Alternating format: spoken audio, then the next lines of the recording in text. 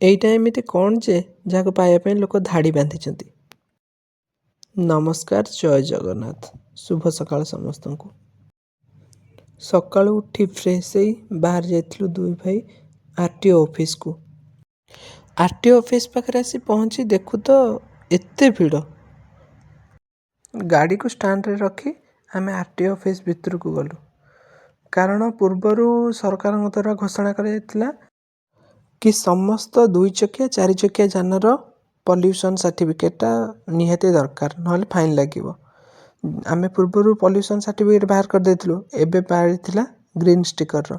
ଆସି ଦେଖୁ ତ ଏତେ ଲାଇନ୍ ଲାଗିଛି, ବହୁତ ଭିଡ଼ ଥିଲା।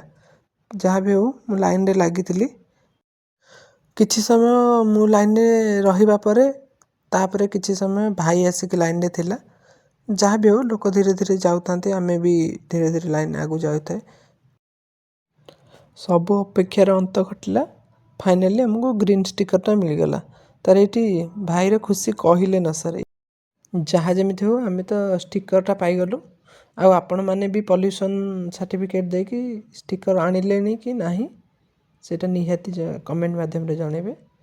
ଏବେ ଆମେ ଷ୍ଟିକର ପାଇଲୁ, ତାପରେ ଆମେ ବାହାରିଲୁ ରୁମ୍କୁ। ଯଦି ମୋ ଭିଡ଼ିଓ ଭଲ ଲାଗିଥିବ ଗୋଟେ ଲାଇକ୍, ଗୋଟେ ଫଲୋ, ଗୋଟେ ସବସ୍କ୍ରାଇବ୍ କରିଦେବେ। Thank you for watching. Love you all. ଜୟ ଜଗନ୍ନାଥ।